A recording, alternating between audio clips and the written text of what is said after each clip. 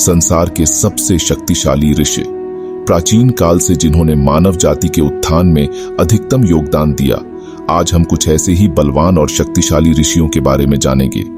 पौराणिक काल में ऋषि तो बहुत हुए थे, लेकिन एक ऐसे भी ऋषि थे जिन्हें देखकर खुद भगवान श्री कृष्ण भी भयभीत हो गए थे। एक ऐसे भी ऋषि थे जिन्होंने राम और लक्ष्मण को सभी दिव्यास्त्रों का ज्ञान दिया था। एक ऐसे भी ऋषि थे जो अपनी एक ही घूंट में पूरा समुद्र पी गए थे। एक ऐसे भी ऋषि थे जो क्षण भर में पूरी सृष्टि का विनाश कर सकते थे। तो कौन थे सर्वश्रेष्ठ ऋषि? क्या वशिष्ठ सर्वश्रेष्ठ थे? नहीं। क्या कश्यप सर्वश्रेष्ठ थे? नहीं। क्या भारद्वाज, भृगु या दुर्वासा सर्वश्रेष्ठ थे? नहीं। आप जितना भी सोच लो, सही अंदाजा नहीं लगा पाएंगे कि कौन थे पौराणिक काल के सर्वश्रेष्ठ ऋषि। उनके जैसे ऋषि आज तक ना ही कभी हुए हैं और शायद ना ही कभी होंगे। आइए जानते हैं कितने शक्तिशाली थे ये सभी महान ऋषि। सबसे पहले कम शक्तिशाली से शुरू करेंगे। नंबर 7 पर है ऋषि भृगु। महर्षि भृगु भगवान ब्रह्मा के मानस पुत्रों में से एक थे। महर्षि भृगु को प्रजापति कहा जाता है क्योंकि उन्हें भगवान ब्रह्मा ने ब्रह्मांड की रचना की प्रतिक्रिया में मदद करने के लिए बनाया था। महर्षि भृगु ने कई यज्ञों को संपन्न किया था और दूसरों को उन्हें पूरा करने में मदद की थी। महर्षि भृगु ने ही भृगु संहिता की रचना की थी और महर्षि भृगु ने ही संजीवनी विद्या की भी खोज की थी, अर्थात मृत प्राणी जिंदा करने की विद्या उन्होंने ही खोजी थी और पारंपरिक रूप से यह विद्या उनके पुत्र शुक्राचार्य को प्राप्त हुई थी। नंबर 6 पर है ऋषि दुर्वासा। अत्यंत क्रोधी ऋषि दुर्वासा सनातन धर्म के इतिहास में प्रमुख संतों में से एक हैं। वह न होते तो महाभारत कभी न होती, क्योंकि उन्होंने ही कुंती को पुत्र प्राप्ति का मंत्र वरदान स्वरूप दिया था। पुराण के अनुसार भगवान शंकर के अंश से दुर्वासा ऋषि का जन्म हुआ और भगवान शंकर के रुद्र रूप से महर्षि दुर्वासा प्रकट हुए थे। इसीलिए उनका रूप अतिरुद्र था। इसी कारण वे अति क्रोधी भी थे। भगवान शंकर को प्रसन्न करना फिर भी आसान है, पर ऋषि दुर्वासा को प्रसन्न करना बद्धा ही कठिन काम था। जल्दी क्रोधित हो जाने के कारण उन्होंने कई लोगों को श्राप दे डाला था, जिसकी वजह से कितने ही लोगों का जीवन भी बर्बाद हुआ।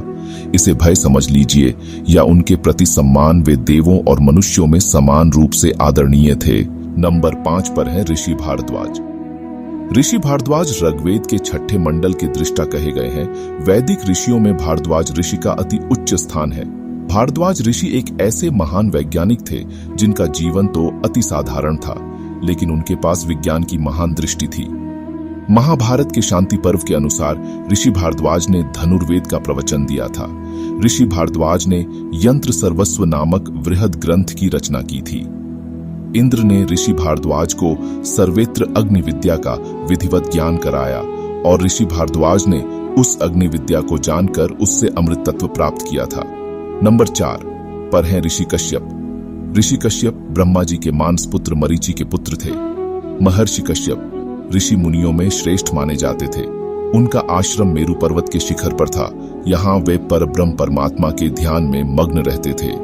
उनकी कुल 17 पत्नियां थीं, जिनमें से 13 तो दक्ष प्रजापति की पुत्रियां ही थीं और इन्हीं पत्नियों से देवों, असुरों, नागों और कई अन्य प्राणियों का जन्म हुआ था। भगवान विष्णु ने अपना 5वां अवतार ऋषि कश्यप और उनकी पत्नी आदित्य के पुत्र के रूप में लिया था और समस्त दैत्यों का जन्म उनकी पत्नी दिति से हुआ था और इनकी पत्नी कद्रु से समस्त नागों का जन्म हुआ था। कश्यप संहिता इन्होंने ही लिखी थी, जिनमें समस्त आयुर्वेद का ज्ञान है, और शिल्प शास्त्र जिनमें वास्तुकला और प्रतिमा विज्ञान का ज्ञान था, उसके रचिता भी ऋषि कश्यप ही थे। नंबर 3 पर है ऋषि वशिष्ठ। ऋषि वशिष्ठ विशेष प्राचीन वैदिक काल के पूर्ण ज्ञान, महान, तेजस्वी, तपस्वी तथा मंत्र विद्या के ज्ञानी थे। वे ब्रह्म ऋषियों में से एक है तथा देवों और सूर्यवंशियों के गुरु थे। मुनि वशिष्ठ को ब्रह्मा का मानस पुत्र भी कहा गया है तथा प्रजापतियों में से एक कहा गया है। एक समय धेनु गाय के लिए वशिष्ठ मुनि और विश्वामित्र जी में युद्ध भी हुआ था। तब महर्षि विश्वामित्र जी ने क्रोध में भरकर उन पर कई दिव्यास्त्र चलाए थे, लेकिन ऋषि वशिष्ठ जी ने उन सभी को अपने ब्रह्मा दंड से शांत कर दिया था और ऋषि विश्वामित्र को हरा दिया था। ऋषि वशिष्ठ भगवान श्री राम के कुलगुरु माने जाते हैं और भगवान श्री राम के वनवास से लौटने के पश्चात इन्हीं के द्वारा उनका राज्याभिषेक भी हुआ और राम राज्य की स्थापना संभव हो सकी। नंबर 2 पर है ऋषि अगस्त्य। अगस्त्य ऋषि को एक प्राचीन वैदिक ऋषि माना गया है और यह विशिष्ट मुनि के बड़े भाई थे। ऋषि अगस्त्य को सप्तऋषियों में से एक माना जाता है और देवता के अनुरोध पर उन्होंने काशी छोड़कर दक्षिण की यात्रा की और बाद में वहीं बस गए।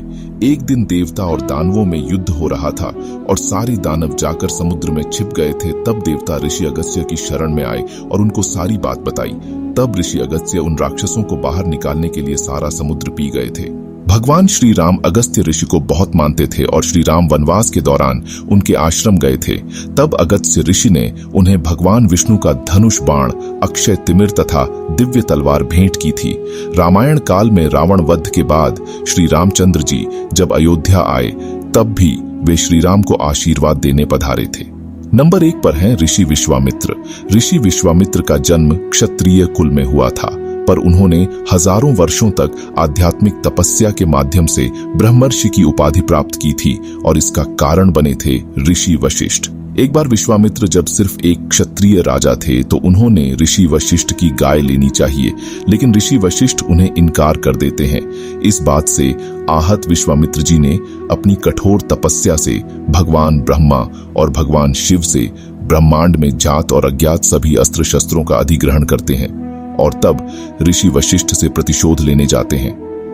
विश्वामित्र ने ऋषि वशिष्ठ के विरुद्ध अपने सभी दिव्यास्त्रों का आह्वान किया, लेकिन ऋषि वशिष्ठ ने अपने ब्रह्मदंड के माध्यम से अपनी सर्वोच्च ब्रह्मा ऊर्जा को एकत्रित किया और उस ऊर्जा ने ऋषि विश्वामित्र के समस्त दिव्यास्त्रों को निगल लिया। ऋषि वशिष्ठ से पराजित होने के बाद ऋषि विश्वामित्र ने दोबारा घोर तपस्या करनी आरंभ कर दी।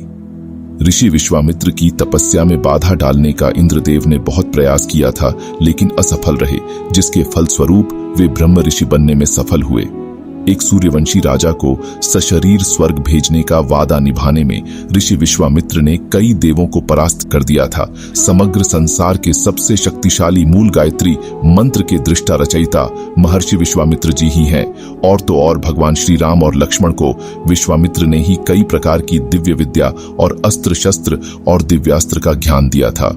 विश्वामित्र जी ने अपने तपोबल से संसार के आज तक हुए सभी और आगे होने वाले सभी दिव्यास्त्र अर्जित किए हैं। इसीलिए उनके तपोबल, शारीरिक बल और अस्त्र शस्त्र के बल का कोई हिसाब नहीं है।